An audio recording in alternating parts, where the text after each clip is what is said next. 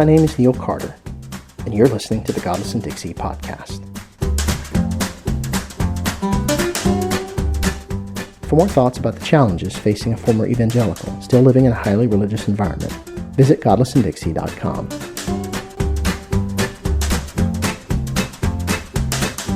The two main reasons I left my faith. In the last installment, I gave my reasons why I broke up with Jesus. I was being tongue-in-cheek, but if you grew up in evangelical Christianity, you know exactly why I put it that way. For us, the Christian message was framed as an invitation to a personal relationship with the Creator of the universe.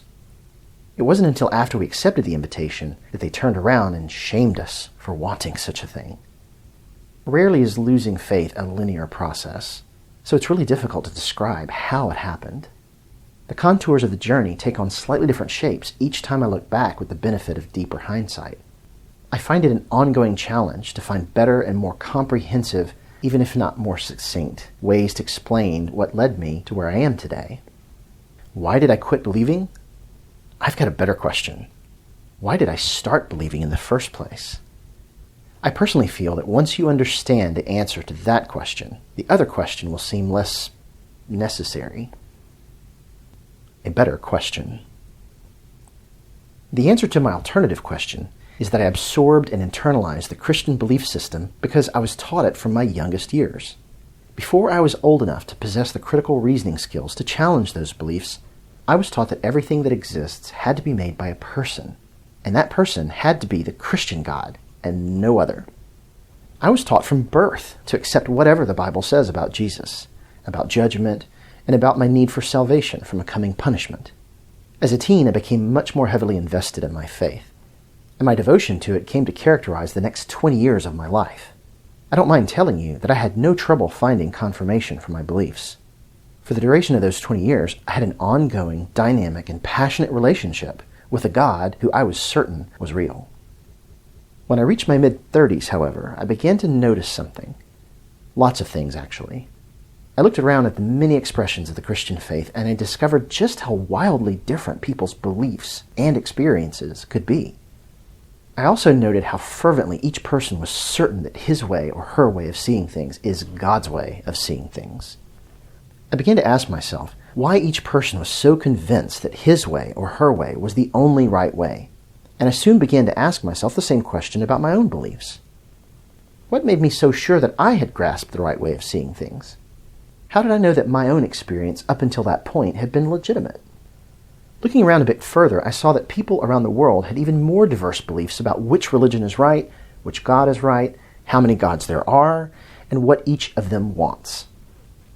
The more I observed my own people, as well as the people on the outside of my own tribe, the more I began to marvel at how many of us could be so completely convinced of things which obviously cannot all be right.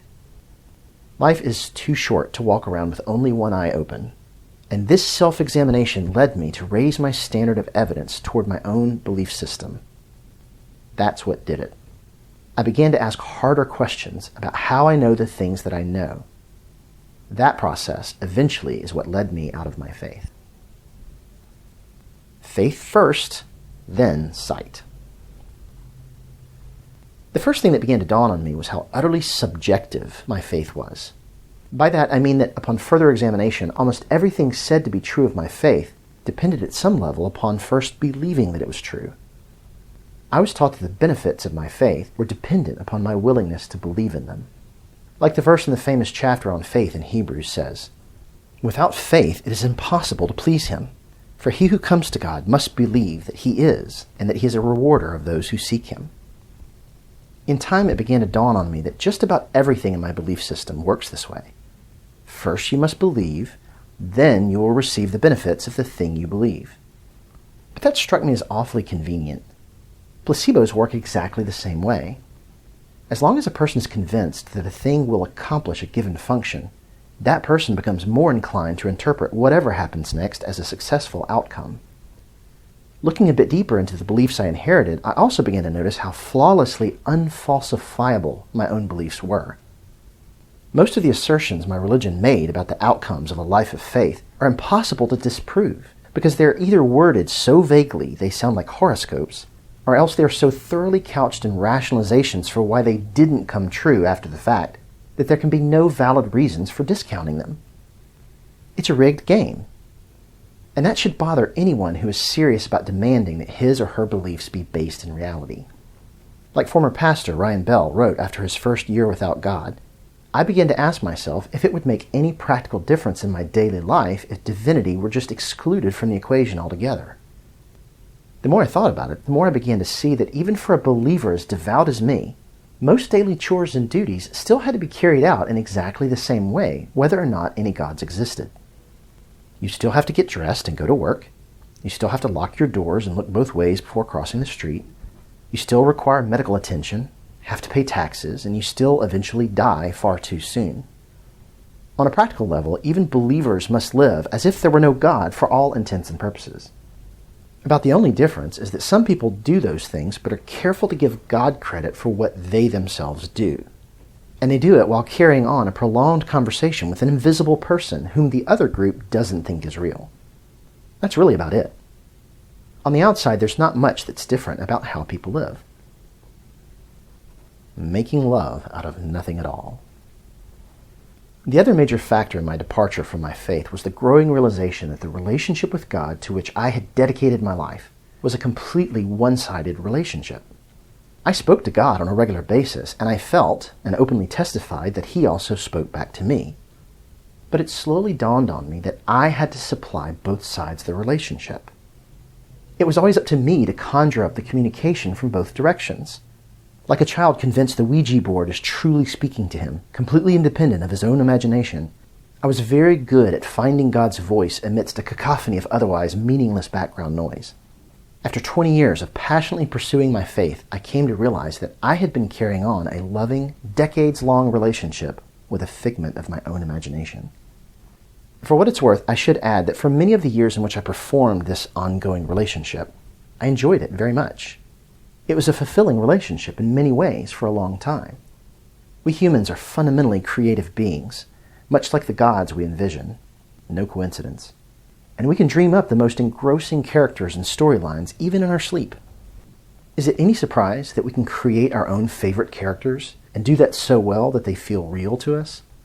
They keep us company when we are lonely, and they somehow embody both our noblest aspirations as well as our most sinister flaws. The bottom line is that I reached a point in my life in which I needed something more solid to stand on, something demonstrably true that was outside of my own head, independent of my own wishes about what should be true, and my faith just wasn't cutting it anymore.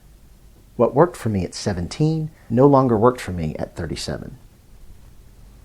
Your life isn't my business. You may notice that throughout this entire explanation, I've spoken of myself and my own journey out of the faith, which I was given as a child. I always try to stop short of telling other people what they should believe, even if it seems clearly implied in what I'm saying about myself. To be sure, I don't believe the religions we inherited are based in reality, aside from a handful of ethical guidelines like the Golden Rule, which are universal to almost all religions and philosophies. But I don't feel burdened with a responsibility to tell you what you should believe. And why is that? Quite frankly, it's because I don't really care what other people believe, so long as they treat me and those around them with a basic level of respect and compassion. Some may fret that something bad is going to happen to me after I die. I can't make them stop worrying, even if I wish they would. But all I ask is that they respect my own personal boundaries so that I can live my life as I see fit, doing the most good I can see to do for others, since that's all I really want to do anyway.